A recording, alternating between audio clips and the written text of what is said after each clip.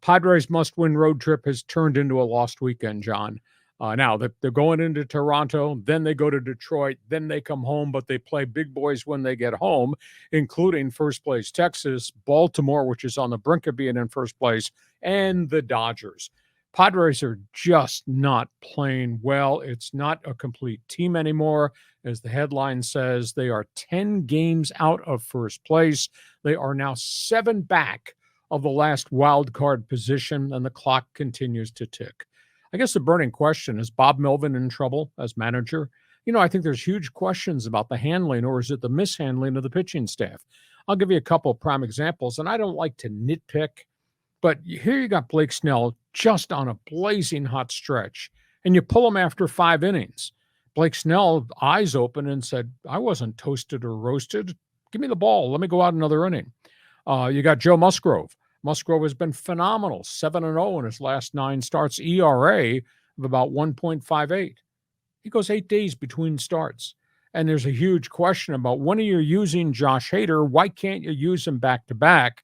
Of course, the middle of the bullpen has been a disaster. So I just think there's managerial questions that have to be asked about Ruben Niebla, the pitching coach, who's supposedly got great credentials, and Bob Melvin, the decision maker, as to who you're using, when you're using them, and why you're doing certain things, when obviously segments of the pitching staff are leaking oil right now. And I thought about this last night, and I got really upset. And I'm a journalist. I'm not supposed to get upset about the team in town.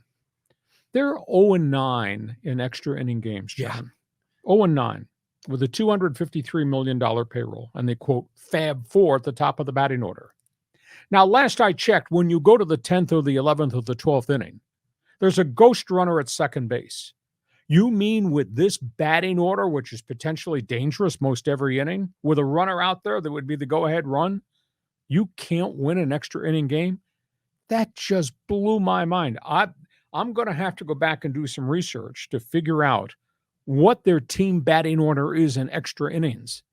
But they're 0-9 with that batting order and with ghost runners starting at second base. That just driving me crazy. So we're pushing to August 1st and the trade deadline.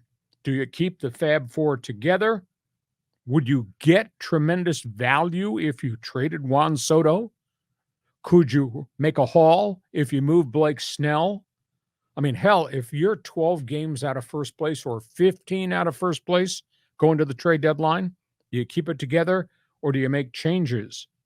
And then the other question, if you think you can still hang in there and you make a deal to go get somebody else, are you willing to trade top minor leaguers, the Preller model? Are you willing to trade Jackson Morrell, the shortstop? Are you willing to trade maybe their top minor league pitcher down at Class A, Rob Snelling, to go get an established guy?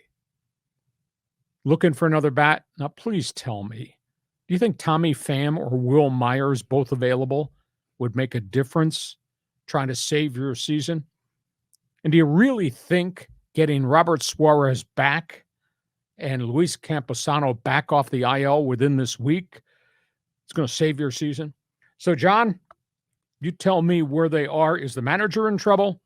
Why the hell can't they win extra inning games with a ghost runner at second base in this batting order? And what do you do to the roster? Who do you give up? What do you want to get? Stay the course, make moves. Your turn. Okay, there's a ton there. So what does we do about Bob Melvin? So first of all, he's got all that great experience, but he was working with the Oakland A's when they had a bunch of young guys. He wasn't managing these big egos, these big money guys. Now, here's an interesting case. Remember in the National League Championship Series when he let Suarez pitch to Bryce Harper rather than bringing Hader in the 8th, and then Harper hits the home run, the Padres lose. Well, this time Harper comes up in extra innings, and maybe it was the 9th inning when this happened, when they tied it up. I get that right. I think that's what happened. It was in the 9th, and the first base was open, and Hader was pitching, and he pitched to Bryce Harper. And you're thinking, okay, this is the matchup we should have seen in the NLCS, but this is when you should have walked him, because first base was open, and that run doesn't mean anything. And yet you chose to pitch to one of the best players in the Major League Baseball. So there's questions like that I wonder about Melvin. But you, on one hand, you think he's got all this experience, but then, here we're just a bunch of dudes like on our couch with a beer watching the game, and we're questioning these decisions. I don't get it. Oh, Padre Twitter. Think they're pissed off? Oh my God. Holy cow. They're going bananas. Now, what were the other two items on the table there? All right, you're 0-9 in extra innings with a Fab 4 and a ghost runner at second. Does that drive you crazy? It's awful. And besides it being 0-9 in extra innings, I don't know what the number is, but it's staggering what their record is when they're behind after 6 or 7 innings. 8-34. That's what it is. It's just awful.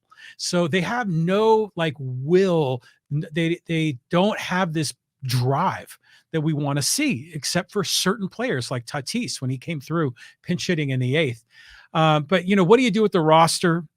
Well, first of all, Snell, they should have let him pitch longer. The bullpen's been a disaster. You got to let him go deeper.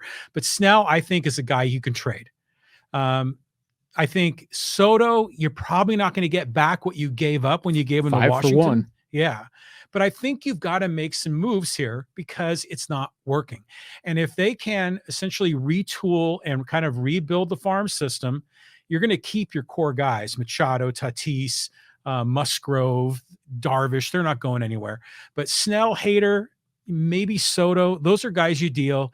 Campusano helps you a bit. Suarez helps you a bit, but they're not going to save the season. So you would, if this thing gets away from them in this next week, as we go to August 1, you would entertain offers for Soto. Now, he's got 1.5 years to go on his contract, so it's not like somebody's renting him for 30 games.